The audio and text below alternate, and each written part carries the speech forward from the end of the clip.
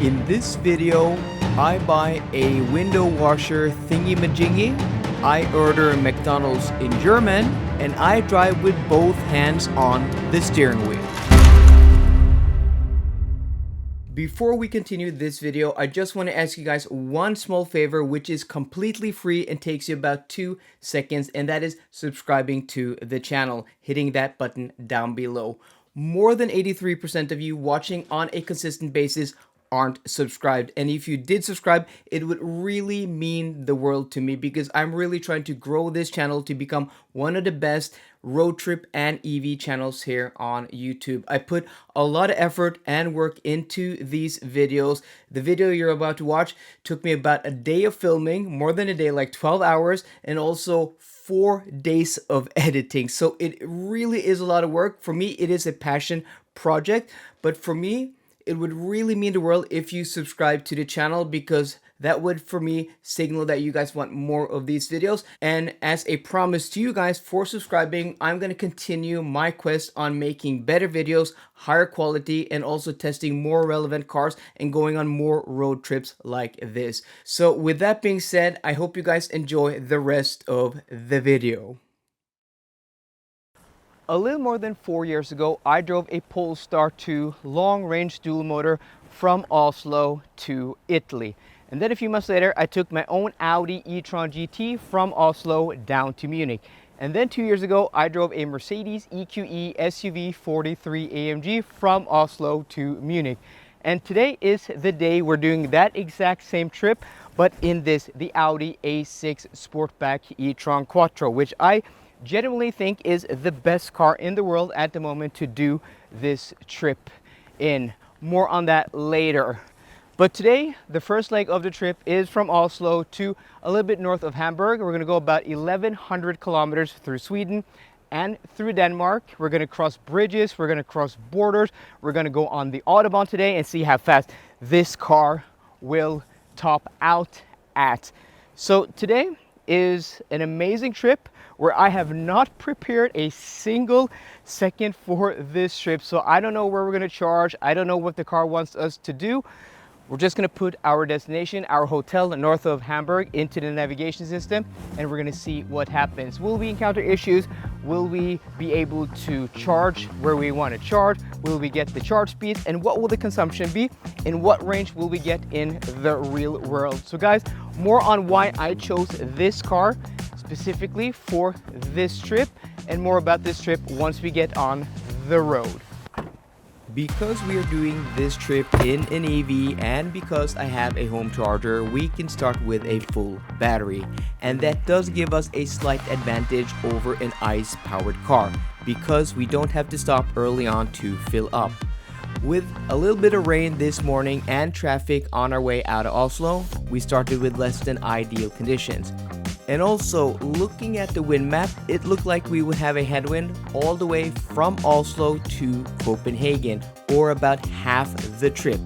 Either way, I was still very confident that the A6 Sportback e-tron was the correct car for this trip.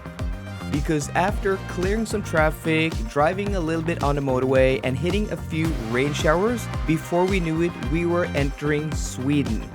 Okay, there may be one other car that could be better for this trip, and that is this exact same car with smaller wheels, but in the performance version. That is the same battery pack size, but with rear wheel drive. But in reality, I don't think there is much in it. And I think, you know, the upside of this is you're going to get more performance because this is faster, dual electric motors.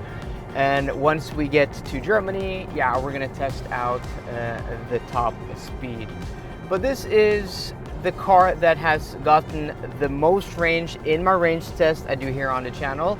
It's also the only car that has managed to complete the long trip test, which is a more than 600 kilometer test I've been doing for 4 years. It's the only car that has managed to complete that test without charging. This car did more than 600 kilometers in one trip. But today, we're not going to manage that, not even close. So first off, we're going on the motorway. The speed limit today is mostly 120 and 110. And also, unfortunately, we don't have the best of conditions. I mean, it started off raining today. We've had a few showers, but on our way from Oslo all the way down to Copenhagen, which is half the trip, we have a headwind of 2 to 3 meters per second. Once we cross, west into Denmark, we should have a crosswind, and also heading south again from Denmark to Germany. So hopefully, maybe that is going to be better for our trip.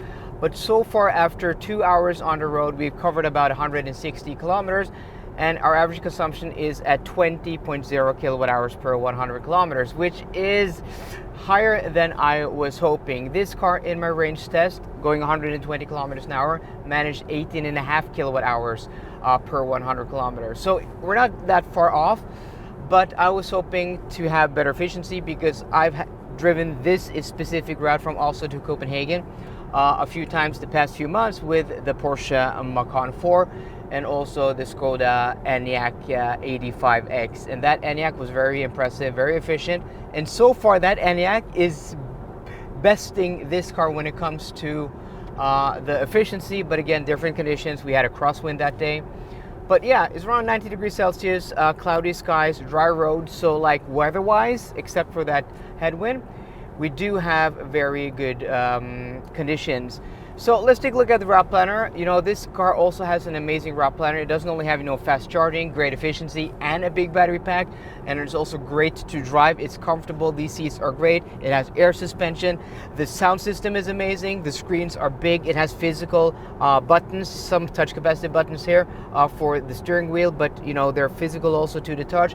You have normal, switches and levers. It's just a great package. But one thing is strange. So you can see here it says 2%. I wish this was a little bit different, because it says we're going to arrive in 892 kilometers, obviously at our hotel. But it shows here the battery percentage, which is our latest arrival, furthest down on the list, which that's not information I want. I want the charger that is the closest here as our information here on the screen. So that is a bit weird. I think Polestar and Volvo and also Tesla do that better, but it's just a minor complaint. I can press here and it's going to show us all the information, all the chargers in the list, arrival time, how many kilometers away, what the car estimates we're going to ride with and charge to, how many minutes it's going to take.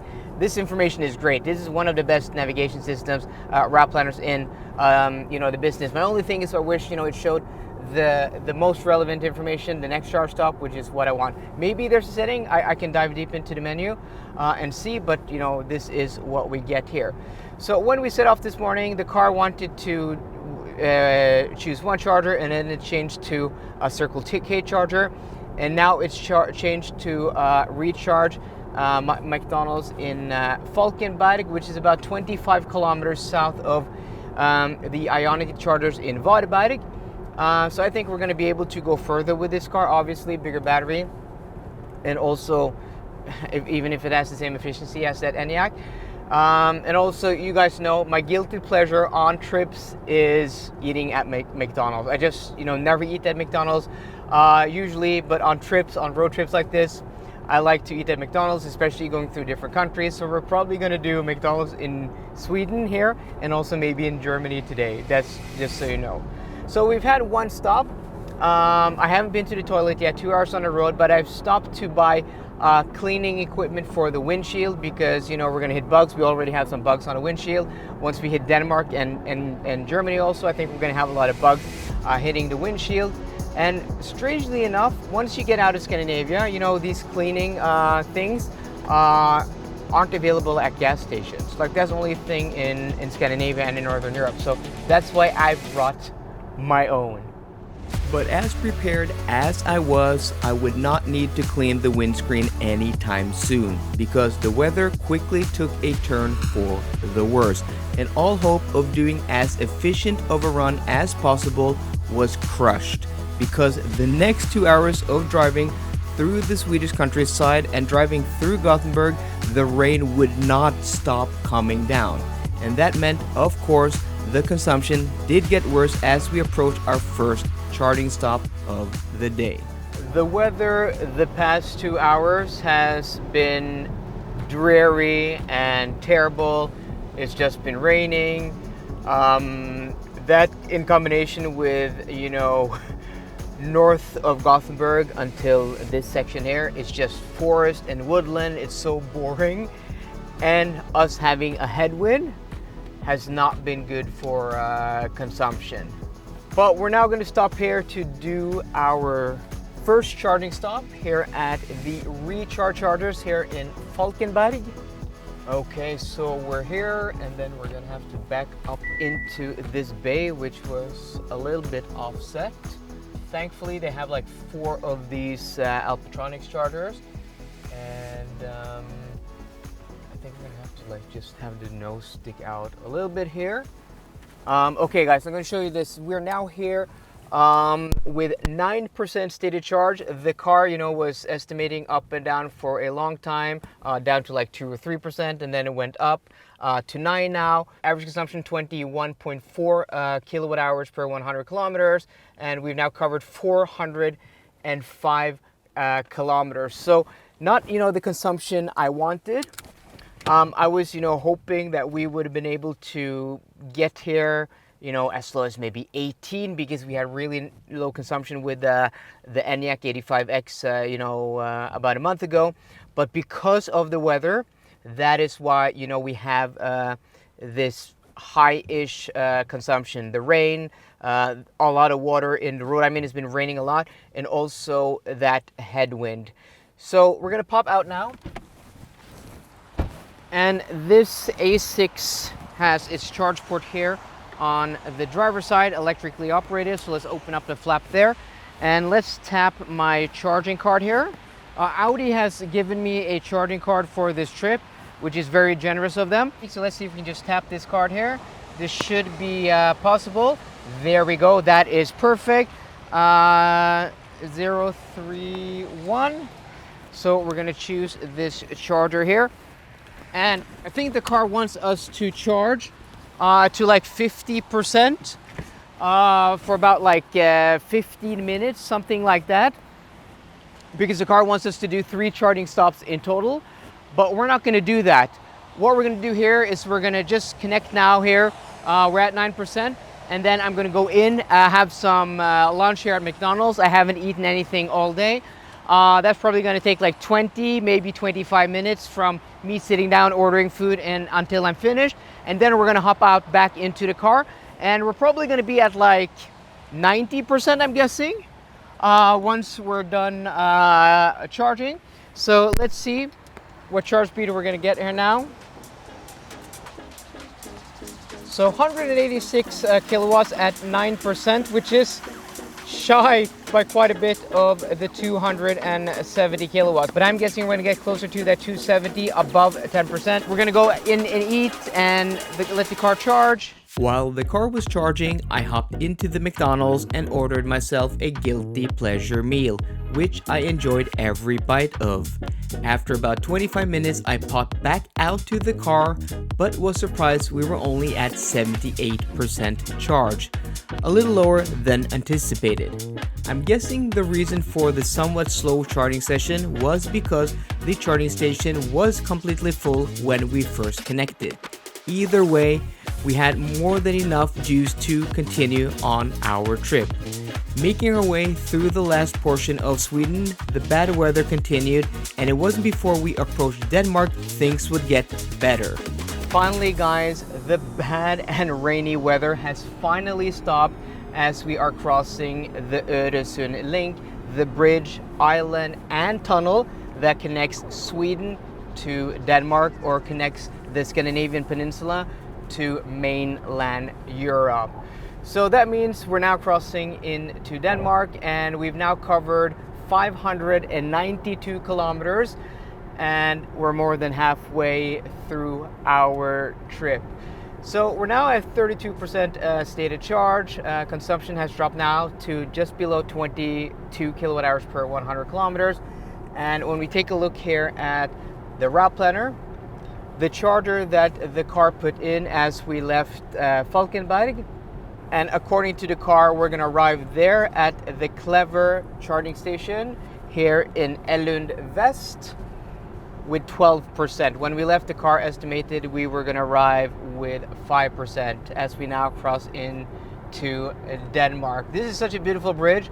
I've been here like a few times the past few months. This is like the third time in 2 months, and it doesn't stop to amaze me, this engineering feat and crossing the Öresund Strait here over the open ocean. It is really a spectacle to behold.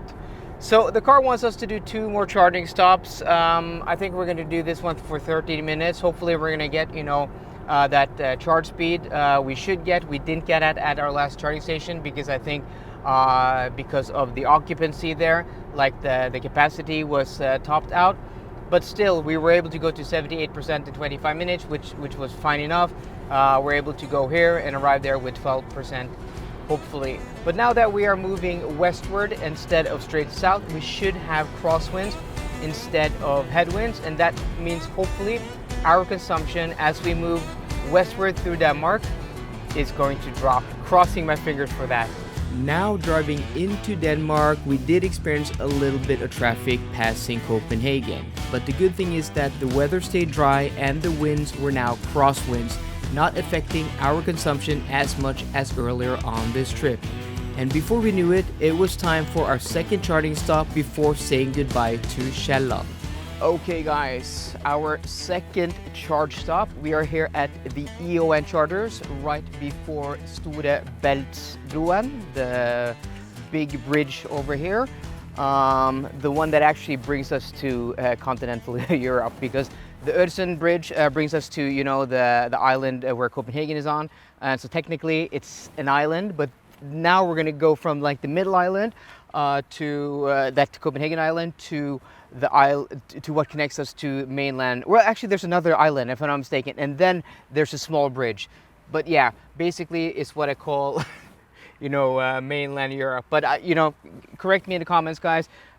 So let's go for the left one here, 3682, and hopefully this charger should deliver how much? I'm not sure.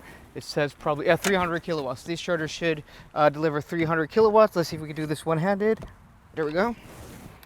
So we arrived here with 7% state of charge. The weather has gotten a lot better. It's been great since Copenhagen. And also we're about three and a half hours since our charging stop in Falkenberg. And we've covered like 750 kilometers or something, 7.5 hours.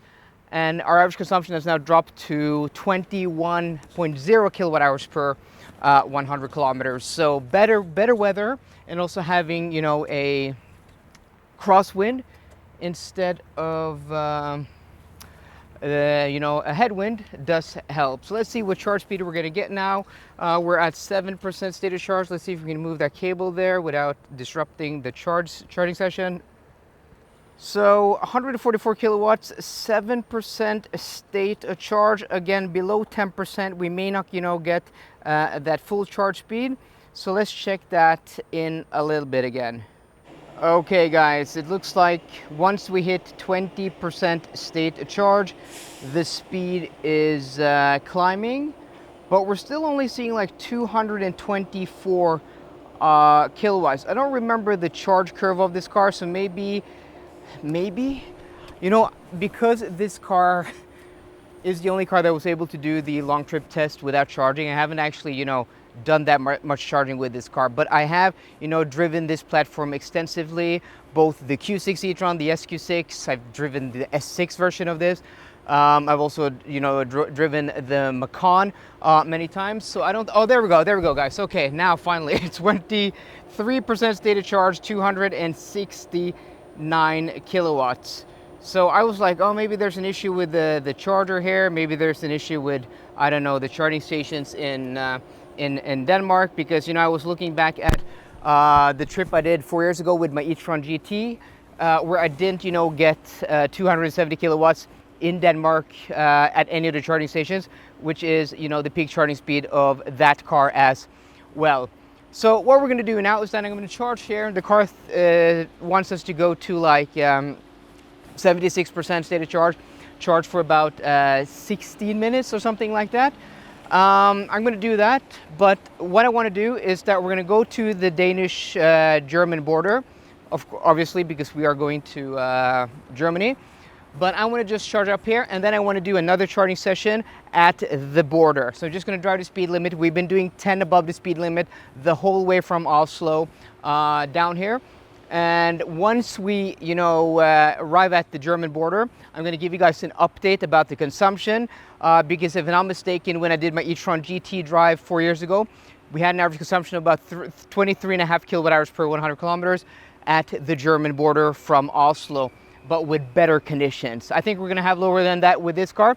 And then we're going to go for a VMAX run for the last stretch until the hotel. And the funny thing is about Denmark, which you guys may not know, is that they have very strict laws when it comes to breaking the speed limit. We have that in Norway as well.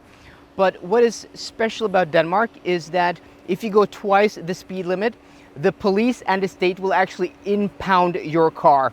I remember there was a case a few years ago about a Norwegian who had, bought a Lamborghini Huracan Evo from Germany, drove it through Denmark, twice the speed limit, and the police and the government impounded his car. He took them to court. He lost twice. He was first, lost first the first court case, and then he appealed, and he lost the second one. So he lost like 200,000 or 300,000 euros, which is crazy. So the rule of thumb in Denmark, just go the speed limit. Don't go twice the speed limit at least, because the police are going to impound your car. But once we get to Germany, guys, then we can go VMAX with this car, test this car at high speed to see, how it performs. Look at that, guys, 254 kilowatts at 35% stated charge. So we're going to top up here very quickly. And then once we get to the German border, we're going to also, because I think if we top up enough here, we're going to have enough juice to get to the hotel just about. But I want to have enough electricity and enough power in this car for us to go the last stint really fast. And talking about fast, as soon as we hit 72% after 20 minutes of charging, we were on the way crossing the Store Bæltsbro. And as soon as we passed the bridge, we hit traffic. Massive amounts of traffic passing Odense on this Friday afternoon. And after sitting through an hour of traffic and then driving another hour, we were finally on German soil. We've now crossed into Germany, and we have about 83 kilometers until our last charging stop, also where I'm going to eat. We're at 31% stated charge. And after 918 kilometers, 10 hours on the road, we've had a lot of traffic. Our average consumption is 20.6 kilowatt hours per 100 kilometers. And I don't think that is bad at all. So what we're going to do now, we're going to put the car into dynamic. We're only at 31% stated charge, so we don't, have the most power now, but we're going to put the metal to the floor, and then we're going to go for a V-Max run. 190, 200, 210, and 214, 215 is our VMAX according to the speedometer. And this car, 215 kilometers an hour. It is so stable. It is so nice. Like steering, like this, you only get in German cars. It is very nice and precise on center, but also light on center, but also have enough off center that you could just cruise, and even small inputs isn't gonna, give you big movements. It is just really nice, and we can cruise at 215 kilometers all day. Tomorrow, which is going to be from Hamburg to Munich, that is when we are going to do as fast of a VMAX run as possible. And when in Germany, somebody just gets in front of you, you have to, jump on the brakes, even though this guy's going 140 kilometers an hour, us going 215. That speed delta is serious. So in Germany, while on the Autobahn, if you want to go in the left lane, you want to go fast, both hands on the steering wheel, your phone is tucked far away, and you don't want to just follow the car in front of you. You want to keep your eye further down the road, so you're really paying attention. So we're going to get to the charger now. I can't use up too much energy, and then we're going to do the last leg to to the hotel, trying to go, yeah, as fast as possible. Okay, we're here doing our final charging stop. We're also going to find a charger by the hotel. There should be one close by, but we're now going to do our last charging stop on the road. And you know, we really didn't have to do it, but you know, I really wanted to try to go VMAX because when in Germany, you got to do the German thing. But the thing is, it eats through battery so quickly. We arrived here with 3% stated charge, and our average consumption is now at 21.3 kilowatt hours per 100 kilometers, which is just an insane increase in a short amount of time. And also, like, we originally were supposed to arrive here with like 12% battery, and arriving here with only 3, we ate through like 9% extra battery. So we're gonna do a short charging stop. I wanted to go here because I wanted to go to the McDonald's and get dinner. I haven't eaten since earlier this morning. But they have a lot of chargers here. I've been here before 2 years ago on my way back from Munich with the EQE SUV 43 AMG. But I'm pretty sure they only had these chargers, or maybe those over there. But now they have chargers here, they have chargers over there. So 3 different charging providers, which is pretty cool. So you can see we're now here with 3% stated charge. The battery should be up to temperature now. Eking out that power out of the car.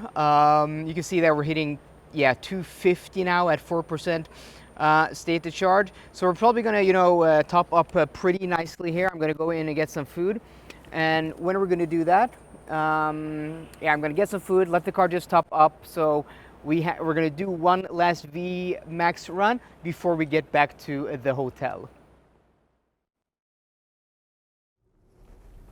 We're now back on the road doing the last stretch, and we have 52 kilometers to go. We're currently at 80% stated charge. We charged from 3 to 80% in 23 minutes, which is pretty decent.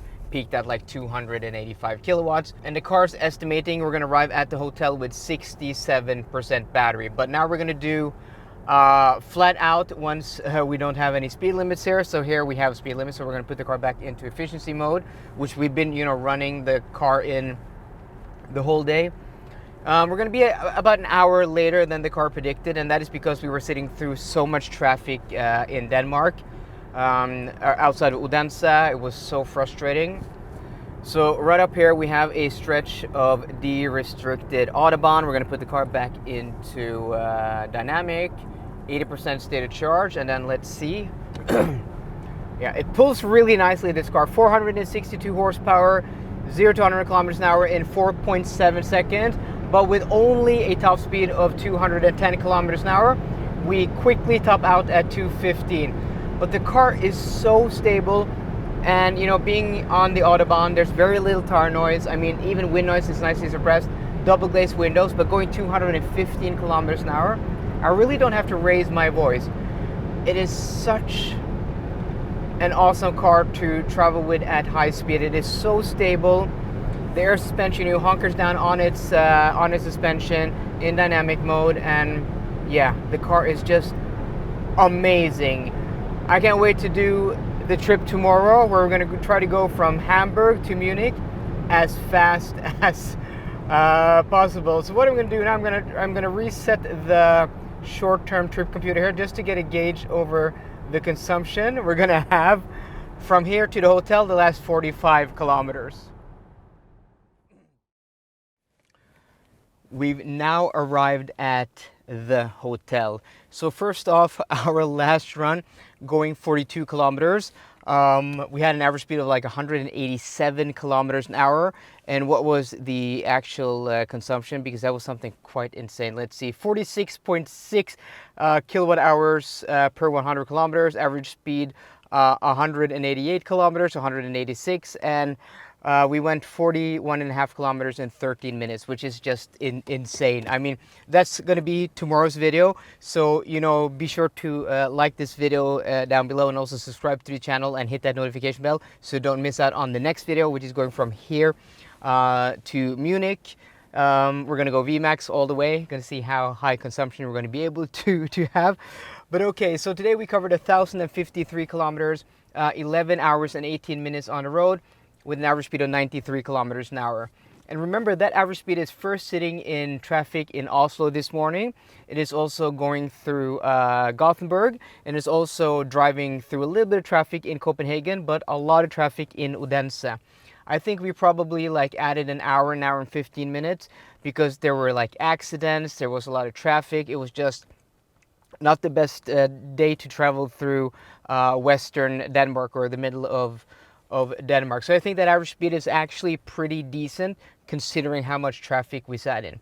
So average consumption till the border was like 20.7 kilowatt hours per 100 kilometers. And I think in my e-tron GT, it was 23.5 kilowatt hours per 100 kilometers with better conditions that day. Remember, today we had a lot of rain. We probably had like 3 or 4 hours, maybe even 5 hours of heavy rain. And that is going to raise the consumption, and also headwinds and stuff like that. So less than ideal conditions. And also the average consumption over the whole trip of 22.4 kilowatt hours per 100 kilometers also includes the last 42 kilometers just gutting it. So overall, I don't think that is bad at all. And also we had no issues with charters. I mean, you could argue that maybe the first charter we weren't getting, you know, that max speed, but we had 3 charging sessions, and we charged for a total of 67 minutes. But we also arrived here with 56% battery. The car predicted we would arrive here like with like 68 or something, 67. So we really ate through battery on that last section. And considering that we really didn't have to charge to get here, like the last charging session, I only did that because I was running VMAX. If I, drove the speed limit, we could have easily done 2 charging stops today, and probably done like 45 minutes of charging in total, which is not bad. Actually, very, very good considering we went almost 1,100 kilometers on the motorway. So overall, very uneventful. An insane car that is so good to travel with long trip. I mean, it's so comfortable. The seats are great. The cabin is so quiet. There's so little road and wind noise. The suspension is so comfortable, and also the sound system is just great. That, along with great efficiency, a big battery, and also that fast charging speed. Yeah, this is a road trip monster, and I'm really glad this is the car I brought for this trip. But guys, wait until tomorrow, because tomorrow is going to be insane. So I'm about 100 meters away from the hotel. This is a DC fast charger, so I'm probably going to put the charger on here, and then I'm going to move the car a little bit later. I'm just about 100 meters away from the hotel. So guys, I hope you enjoyed today's video. If you did, please drop me a thumbs up down below, and for more car content, as always, please subscribe. See you guys later, and goodbye.